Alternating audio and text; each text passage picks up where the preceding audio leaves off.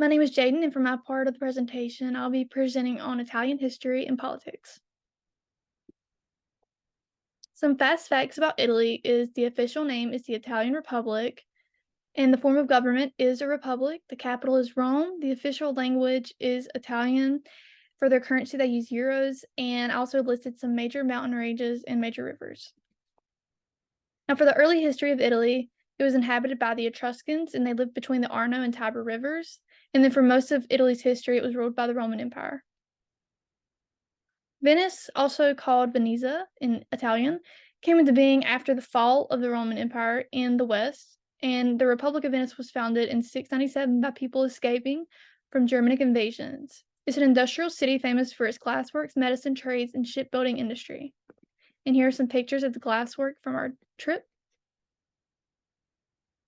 The St. Mark Basilica in Venice is very famous, and the Doge was the most important political entity, and it was elected for life by members of the Great Council of Venice. Under Doge Domenico Contineri, a new church for St. Mark was built, and it was a symbol of the Venetian spirit. In 828, the merchants from Venice stole the body of St. Mark, one of the four apostles, from Alexandria, Egypt, to put inside the basilica. And there's enough mosaic to cover 1.5 American football fields inside of it. And these are some pictures of it. The Rialto Bridge area was the first spot to be colonized when Venice was starting to be populated, and the city of Venice was actually called Rialto for the first centuries that it existed. The Bridge of Sighs was built in about 1600, and it's famous because of the sighs that would come from prisoners as they walked across it before they were imprisoned. Milan, also called Milano, is the fashion capital of Italy, and the Duomo of Milan, which is the big cathedral, construction for it began in about 1386 and ended in 1965. It's the third largest cathedral in the world and the second largest in Europe. The crest of Milan is the coat of arms of the House of Visconti. You can see it in the right-hand side of this PowerPoint. And Napoleon was crowned King of Italy in Milan as well.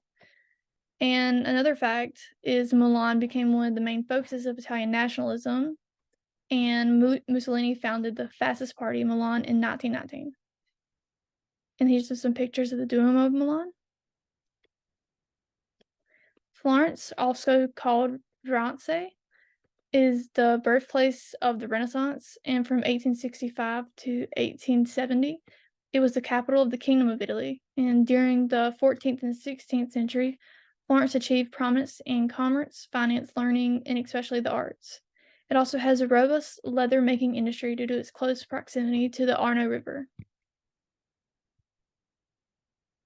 The Medici family ruled Florence during most of the period from 1434 to 1737, and they provided the Roman Catholic Church with 4 popes and married into the royal families of Europe. The Medici are responsible for some of the most notable features of Florence, including the ones I have listed. And they also attended this basilica regularly. Rome, also called Roma, was the center of the Roman Republic and thereafter the Roman Empire. And Augustus, also known as Octavius, ruled the Roman Empire first. And eventually it split into the Western and Eastern Roman empires. And then Emperor Constantine united it again and proclaimed Christianity as the major religion. Afterwards, the eastern half continued to exist as the Byzantine Empire for hundreds of years. And these are the Roman forums from the Roman Empire that we saw. Now, the economy of Italy is the 8th largest in the world and the 3rd largest in Europe. It had a GDP of $2.7 trillion in 2021. It has been a democratic republic since June 2nd of 1946. The Constitution was enacted in 1948, and the President of Italy is elected for 7 years by Parliament and representatives of the regions. Now, I wanted to include this since we did see the bank. The Bank of Italy has the main functions that ensures monetary and financial stability for lasting economic growth, and the bank contributes to the decisions of monetary policies regarding euros. And that is my references. Hi, so I'm going to talk about art and architecture in Italy. And while Italy itself is a very young nation, it has a rich art and architectural history. It's just very diverse. So first I'm going to talk about classical Rome, and this picture in the background is of Vesta's temple. And so first I'm going to talk about the Colosseum. So it's also called the Flavian Amphitheater because it was created by the Flavian emperors Vespasian and Titus within 10 years between AD 70 and AD 80. It's called the Colosseum because outside it used to stand a statue called the Colossus of Nero. Some events that took place here were the fights between gladiators with animals, and mock sea battles. There was also the Roman Forum, which was a large space that included temples, government offices, and shops. While the temples were originally dedicated to Roman gods and goddesses, once Constantine and Christianity took over, many of these buildings were dedicated to the Christian god. There's also the Palatine, which sits on Palatine Hill, which is where Romulus and Remus were deposited in the myth of the creation of Rome. And it is where the actual city of Rome was founded. It's the location of the imperial palaces, but those fell into disrepair at the collapse of the empire, though during the Middle Ages, many noble families resided inside of it. Next, I'm going to talk about Byzantine Venice. So first is Murano glass. The art of glassblowing was created in the Middle East during the 1st century BC. The glass is heated to a point that it is molten, and then it is shaped into items such as figurines or dinnerware. Different elements and compounds are added to change the color of the glass. Because of the silk trade and the physical separation from the mainland, Venice was culturally closer to the Middle East.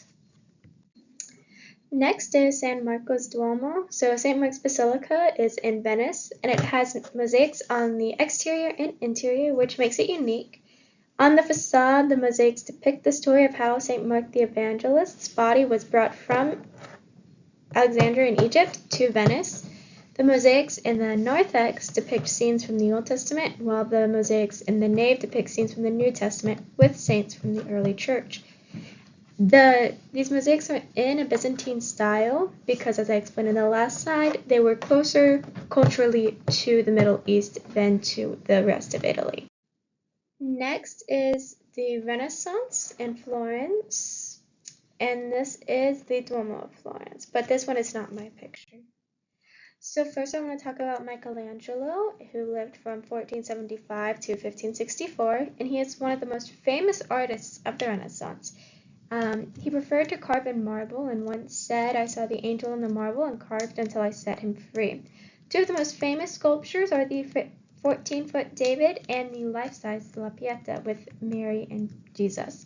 Despite this, he was commissioned to paint the ceiling of the Sistine Chapel, which he didn't want to do, but as we all know now, it's very beautiful. And like today, there's debates on whether or not his sculptures and paintings are appropriate. They also existed back when he was alive in the 14 and 1500s. Also from Florence was Dante Alighieri, and he was not a visual artist, but he was one of the greatest poets. He's known for his poem, The Divine Comedy, specifically the first third, which is called the Inferno, where he thinks about what hell might be like. And it's been very influential on the perceptions of hell in modern culture, though these perceptions are very often wrong. His influence can even be seen within a couple hundred years when Michelangelo painted his Last Judgment fresco on the back wall of the Sistine Chapel. So as you can see here, down in the corner that has a box around it, which is hell, you can see the man with the tail wrapped around himself. In Canto 5, that character is called Minos, like from Greek mythology, and he's described as sentencing people to their respective level in hell by how many times his tail wraps around himself. And this is by Michelangelo in the Sistine Chapel. So next is Modern Times in Milan. So this falls in modern times, but it's not very current. But the Galleria Vittorio Emanuele II is a shopping center named after the first king of Italy with high-end stores like Prada. The stores are obligated to make their signs black with gold writing to match the aesthetic of the Galleria. And there are mosaics adorning the floors and walls. The mosaics on the floor showcase crests of Italian cities that have been capitals like Turin, Florence, and Rome, and it also has Milan's crests. The superstitious culture of Italy can be seen with the Turin crust, where there is a hole in the ground from a superstition where you have to stand on the bowl and turn around 3 times for good luck. And at the top, close to the ceiling, there are mosaics that represent the 4 corners of the earth: Europe, Africa, Asia, and the Americas. And currently there is a statue that is titled Love, which was originally commissioned to be exhibited for a few weeks, but when the mayor saw it, she wanted it taken down immediately. However, the citizens of Milan liked it and signed a petition to keep it up. The statue was in the shape of the fascist salute, with all the fingers except the middle one being cut off. The statue was created shortly after the stock market crisis in '08 and was placed in front of the stock market building. Therefore, the sculpture is giving the middle finger to fascism and bankers. And most of my information is from the tour guides, but I did double check some stuff on Britannica.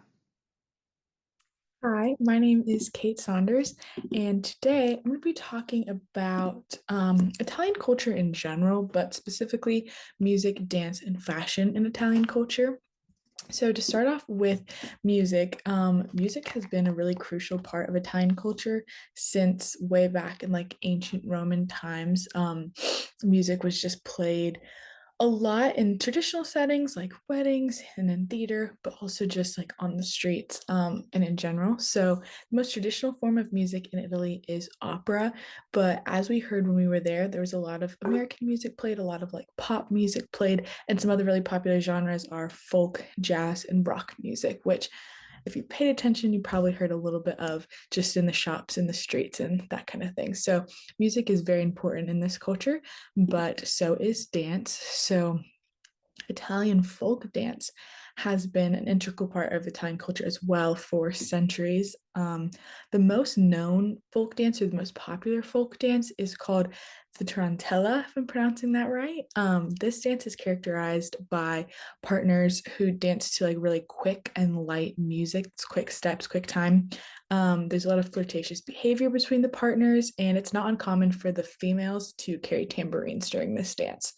Other popular folk dances are the pizzica and the saltarello. And again, these are performed mainly at like weddings and in more traditional settings. Obviously, there is dance just like we have here in America, just like club dancing or whatever you would want to call it. But these are like the traditional folk dances of Italy that are still performed today. Finally, we get to Italian fashion. So, obviously, as most of us know, because we went there, Milan is the fashion capital of the world. So, it's no surprise that all over Italy, fashion is taken pretty seriously, and like the clothes are a really big deal. People dress really nice just every day. So, some of the things that kind of characterize modern Italian fashions definitely like luxury, modernism, glamour, sensuality. I'm sure I know I saw a lot of really cool outfits, especially when we were in Milan. I noticed it. So, Italy is known for a lot of designer brands. Like a lot came from Italy or still have their headquarters manufacturing in Italy. So, some of these brands are Gucci, Valentino, Dolce & Gabbana, Armani, Prada, Versace. There's several more, but those are some of the like really big names that came out of Italy or operate out of Italy. So, overall, like this experience was really amazing. I feel like I learned a lot about music and dance and fashion, specifically fashion, while we were there. And it was really cool to kind of see it up close and personal. Being in Milan and Rome, I feel like I saw a lot of really cool fashion. So this was all awesome to really be engaged in that culture and to see it firsthand. So I hope you enjoyed this presentation. Obviously, that was like scratching the surface of these topics. Here's my reference page, and I hope you enjoyed. Thank you. Hello, my name is Taylor Thornton, and I will be sharing just a little bit about what I learned about the impact of culture in Italy while studying abroad. First, I'm going to talk a little bit about Italian cuisine and the things that I noticed that differ from America and Italy. So, first are the portion sizes. Americans love food. We're often seen as obese to other countries because we eat in large portions, but that is also because we don't necessarily divide up our food into courses, which is another thing that I learned while over there, that the traditional Italian meal consists of 3 courses: the antipasto, the prima, and the dulce. So there's going to be meat and cheese, then there's going to be the pasta, and then dessert. And they come in like a timely manner that helps fill up the customers, and it's just seen as different from what America has. I also learned that a traditional meal does not include tipping. Instead, they have a service fee, which is a flat rate for the table, and it's divided amongst the guests. So it might be like $1 per guest, so then the table rate with 4 people is going to be $4. I also learned from my wandering around of Italy that the restaurants there all serve very similar foods. Yes, you do have a Burger King, a McDonald's, and KFC here and there, but every other restaurant serves pasta or pizza, while America is going to offer many different types like American, Italian, Japanese, etc. So it just depends on if you love pasta or if you want some variety. Some fun facts that I learned while doing my research. All meals consist of coffee to start and coffee to cleanse. You don't necessarily have to partake in that, but I learned while at Dad Pumps that they do drink coffee before and after. I also learned and was very surprised to find out that Italians do not make garlic bread. That is a very American thing. Instead, they have like breadsticks, or they'll have bread that had like butter like on it. But yeah, they don't have garlic bread. I also found out that pepperoni pizza is not offered in an Italian pizzeria. They'll have prosciutto and other meats, but they will not have pepperoni. I also found out while doing research that pasta in different regions of Italy is made with different ingredients, which is why in Venice it tasted different than it did in Rome. And lastly, I found out that food is an art form and it is taken very seriously. It's passed on from generation to generation. Things may be changed a little bit for the most part, though. It'll go from like grandparent to parent to child and so on and so forth. I also want to discuss a little bit about the differences on the impact of international business in Italy and America. While we were at Dad Pumps, it was very interesting to me to find out that there are 3 main issues that are faced with an international corporation. One is communication. So obviously there's going to be different languages spoken. With Dad Pumps, they have different branches in many different countries. So each of them have a dominant language that they speak, and they're not going to be the same. So business terms and lingo are going to often be different. We were asking them what language it's held in, and every Dad Pumps meeting is held in English, which can be difficult, especially for those who English is not their first language. Another issue is the time differences. While traveling, we pass through 6 different time zones, and with that comes many different locations. So times for meetings to start might be 2 a.m. in America and 8 in Italy. So it's going to be different, and that also means that workday times are going to start differently. The lady that works in Ladson said that when she goes in the morning, she has an inbox full of emails because the Italians and the headquarters have already been at work for like 6 hours. And the last issue is workplace environment. So in Italy, I noticed that people are constantly moving and they're very fast paced. So they're going to be like very strict about time. And while in America, we're much more laid back. So if you come in late, you might get in trouble, but it's not going to be super large like difficulties, and things are able to be made up, and it's just we move at a slower pace. So being an international company, you might have expectations for something to be done a lot faster than what Americans are used to. And then my references, and those are just some things that I learned and observed while I was studying internationally this summer. Thank you. Hello, my name is David Vandeventer. This is my portion for our team project on the Explore Abroad trip that we did. Before I start, I'd like to say thank you to Dr. Levon and Professor Chadwick, who was there with us, and everyone else behind the scenes. We had a lot of fun. I could tell it took a lot of work, so thank you guys so much for you did. What I'm covering is the sports in Italy, or Italian sports. So I got a list of 5, and the first 3 I think I could see kind of floating around. The other 2 I didn't really actually know, but I'll get into that a little bit. So the first one is football, which for their football, it's different from our American football. It's actually like soccer, where I think you have like 11 people on each side. You have to try and not using your hands to kick the ball into the opposing team's net.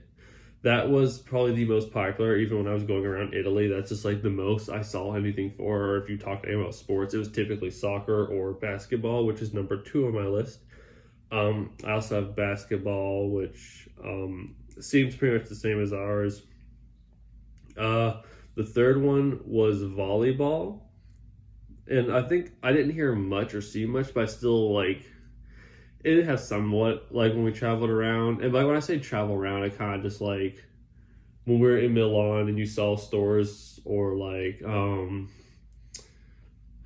I think whenever we were shopping in Florence, I might have seen something for it too. But yeah, they're volleyball. And then the fourth one I had was called rugby. I don't remember hearing anything about rugby. I've actually never heard of rugby until looking up these lists and like trying to find them. And for them, rugby, there's like some images of it, and I looked up the rules. So, yeah, hold on. It's kind of like football for us. So like you have a oval shaped ball, and you throw it to each other, run with it. You have to try and get in the other person's end zone. I'd actually never heard of rugby, but looking at it and looking at the rules for it, it's basically like American football, except they don't have the helmets, and like the makeup's a little different. And then fifth was like motorsports and racing, which I think when I was in Milan, I might have seen some stuff for that, but for the most part, I didn't really. I'll give you some sources for these so you can look up yourself. For like Italian football, you go to www.figc.it/en/ and then for Italian basketball, I'd have www.fip.it.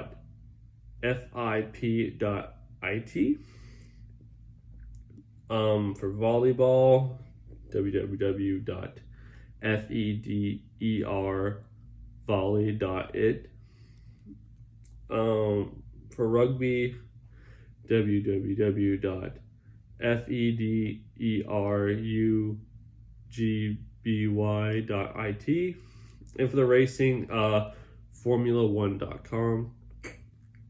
Some of the sites are a little bit like they might have the pop-up where like you have to back out and then come back onto it. So it was kind of hard to find the stuff on the sports. But one of the other things that was interesting to me that I wonder is because Italy's colors are green, white, and red. So why are their teams always like their soccer team is blue when they play nationally?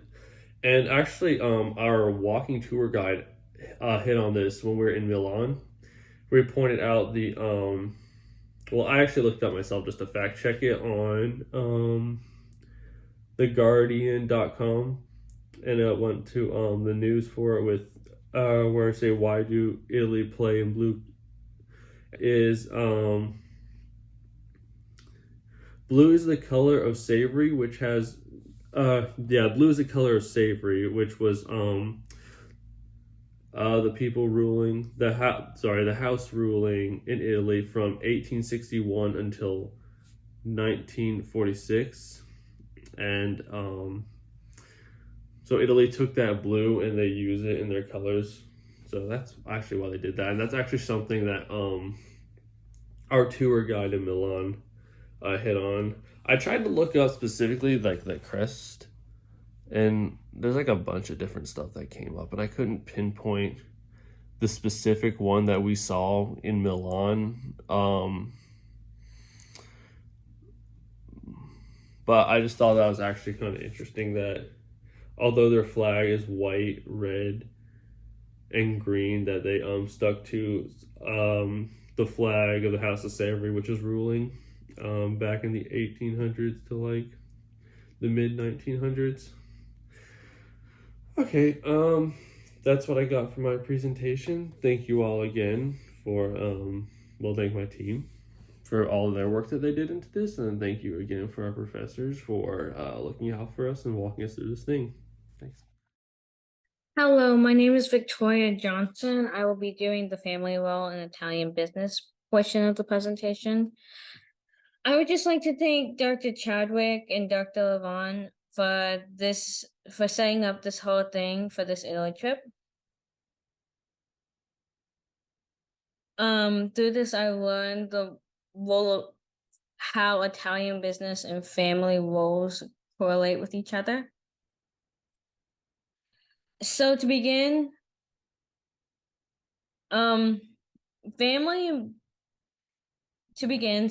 are some facts. Italy is estimated to have around 784,000 family businesses, more than 85% of the total number of businesses.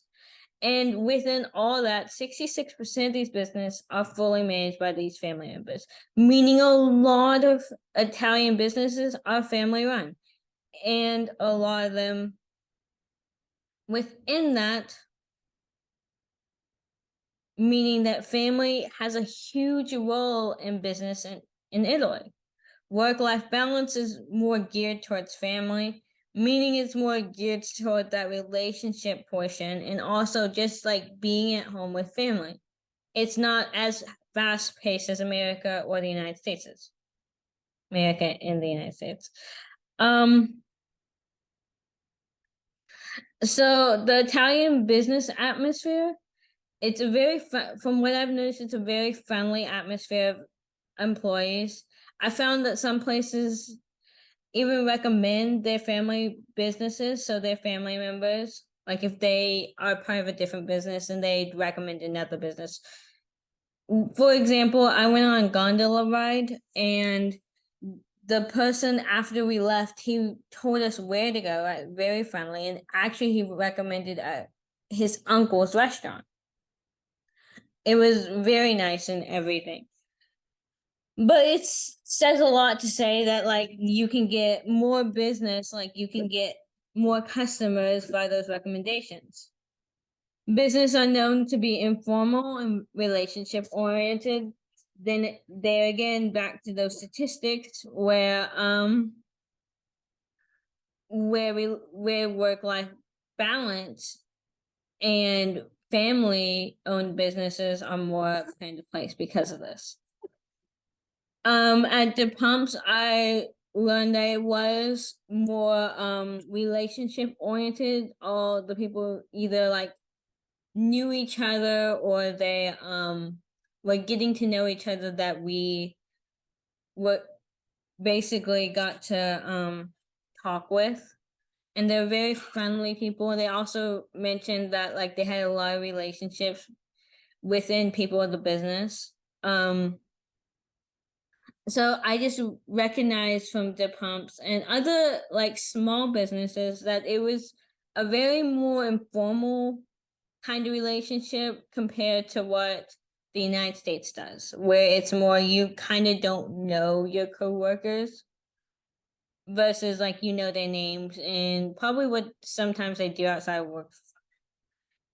So here are my references. I experienced a lot in Italy, a lot of businesses, and mostly I just enjoyed the time I had just looking at how the relationship and the family role just was more highlighted versus the United States. So I appreciate this experience. Thank you so much for being a part of it.